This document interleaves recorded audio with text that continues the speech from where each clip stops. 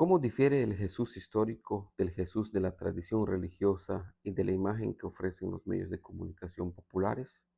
¿Se reconocería a Jesús en el modo en que se le presenta en la religión popular de nuestros tiempos?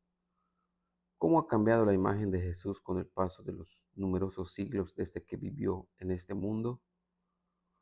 Nuestra manera de hablar o cantar sobre Él, o el modo en el que lo presentamos en el arte, menoscaba o difumina en algún sentido quién es Jesús.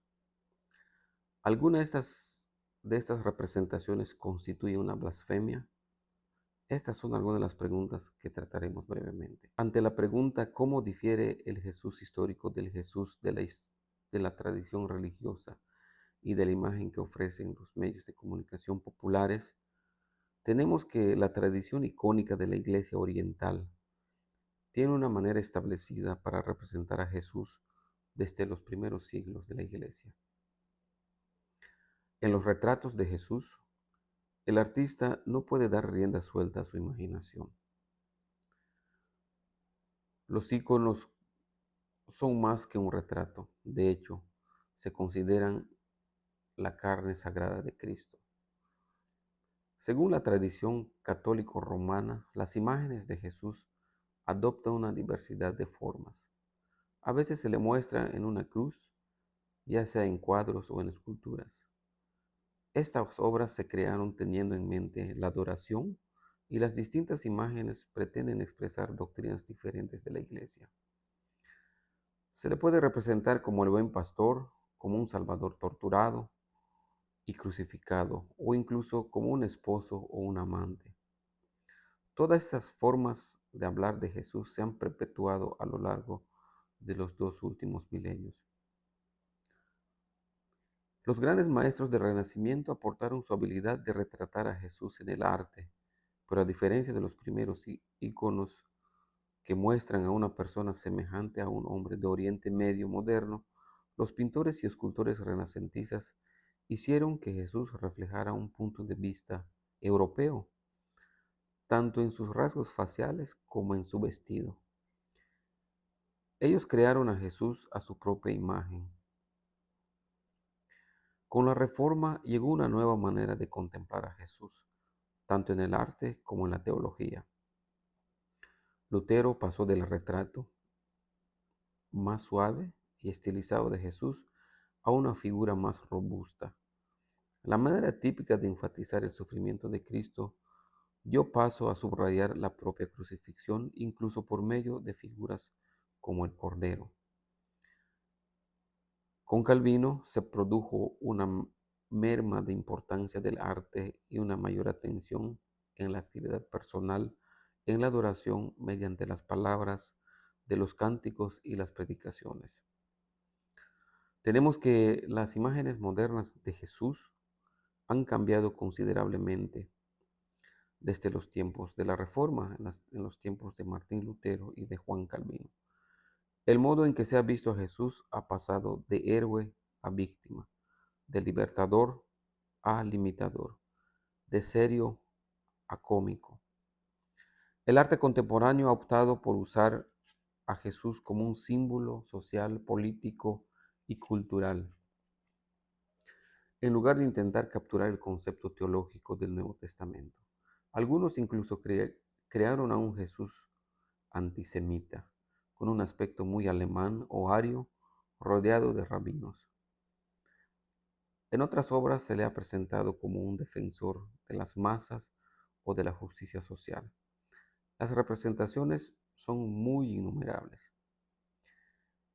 El modo en que la música cristiana habla de Jesús es probablemente el instrumento contemporáneo más poderoso para conformar la imagen de Jesús que tienen muchos cristianos. En buena parte de la iglesia occidental, los himnos han sido sustituidos por cantos de alabanza. En un principio, los himnos se escribieron para enseñar la teología sobre Dios, sobre Jesús como Salvador, la salvación por fe y otras doctrinas importantes. Los cantos de alabanza reflejan el énfasis contemporáneo sobre las estrofas cortas y los estribillos largos. en lugar de desarrollar la enseñanza bíblica sobre Dios, Cristo y salvación. Buena parte de la música de alabanza se centra en cómo Jesús hace sentir al cantante y la respuesta de éste a él. Buena parte de ella sigue el patrón de la música secular o la música pop religiosa cristiana, según el cual el cantante está enamorado de Jesús, aunque a menudo no mencione su nombre o se habla de Jesús como de un amigo íntimo. A menudo se toman canciones seculares y se convierten en cristianas sin que haya mucha necesidad de cambiar las palabras. Incluso la música secular se dedicó a cantar sobre Jesús y sobre temas religiosos en las décadas de 1960 y 1970, pero sin entender apenas nada sobre Jesús. Otra forma en que la cultura popular presenta a Jesús es la del cine. Hasta la pasión de Cristo, Jesús solía ser muy europeo y a menudo hablaba con acento británico. En muchas ocasiones parecía alguien débil o incluso un místico. Algunas películas solo presentaban a Jesús de refilón, como parte de una película religiosa más amplia, como por ejemplo Ben-Hur, mientras otras como Rey de Reyes del año 1961 se centran en Jesús a partir de diversas afirmaciones sobre su persona contenidas en los evangelios. La cruzada estudiantil para Cristo produjo la película Jesús, que se basa en gran medida en las palabras de Jesús tomadas en el Evangelio de Lucas. Se ha usado en proyectos evangelísticos por todo el mundo, pero el actor principal sigue teniendo un aspecto demasiado europeo. Otras películas como Jesucristo Superstar y La Última Tentación de Cristo pretendieron ser sensacionalistas y presentar a Jesús bajo una luz poco bíblica y a menudo escandalosa.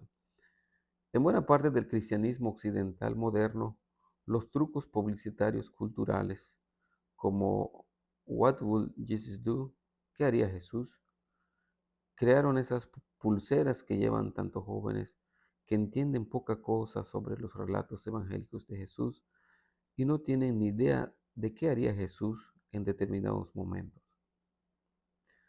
Modificaron lo que pensaban que debería hacer Jesús para encajar en su punto de vista sobre él, aunque en realidad es probable que el Señor actuase de otra manera.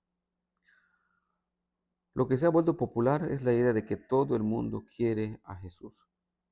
Por supuesto, lo que significa esto es que todo el mundo ama al Jesús que han creado en sus mentes y que si estuviera presente el Jesús real, tendría el mismo tipo de problemas con él como los que tuvieron quienes se opusieron a su persona y le menospreciaron en el siglo.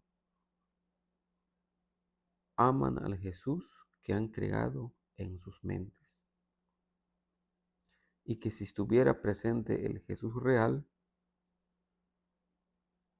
quizá tendrían el mismo tipo de problemas como los que se opusieron a su persona cuando él vivió aquí en el siglo primero.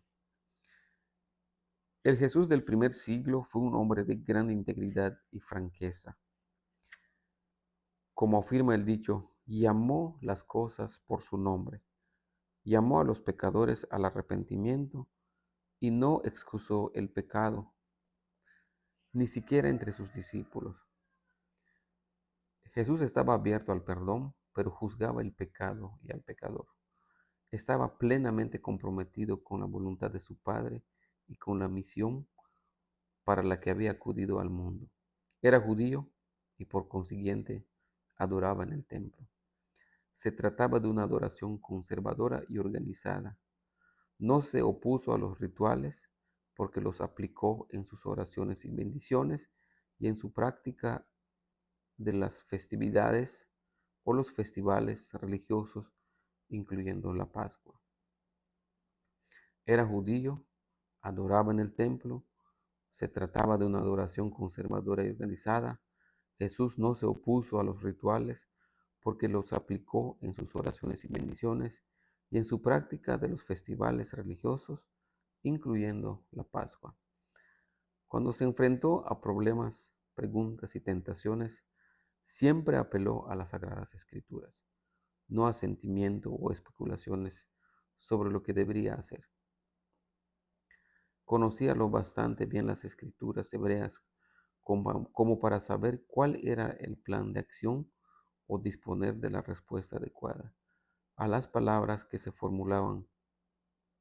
Jesús era plenamente Dios y plenamente hombre, todo en una sola persona. No perdió ni un ápice de su deidad cuando adoptó la humanidad. Fue un Salvador que se sacrificó a sí mismo y cuando regrese a este mundo se proclamará Rey. En un pasaje extendido pero significativo, el teólogo Carl F. H. Henry declaró lo siguiente con astucia. En una época en la que Dios se le caricaturiza mediante las imágenes aberrantes de nuestra cultura insensible, Jesucristo conserva a la perfección y perpetúa la imagen divina. En una época en la que los procesos impersonales, los quarks y los quasares, se consideran lo más importante, Jesucristo se mantiene como el primogénito de toda creación y el creador soberano de todas las cosas y poderes. En una época en la que el humanismo considera que la historia y la naturaleza son fruto de la casualidad, carentes de propósito y de dirección, Cristo sigue siendo el principio sustentador y unificador del universo que existe por medio de Él y para Él. En una época en la que el mundo está plagado de maldades, la plenitud de la deidad habita en Jesucristo, que mantiene una relación incomparable tanto con la deidad como con el universo. La esencia divina es suya, precede al universo en el tiempo y lo sobrepasa en rango. Es el agente de la creación y su sustentador. Le proporciona unidad y sentido, así como un objetivo final.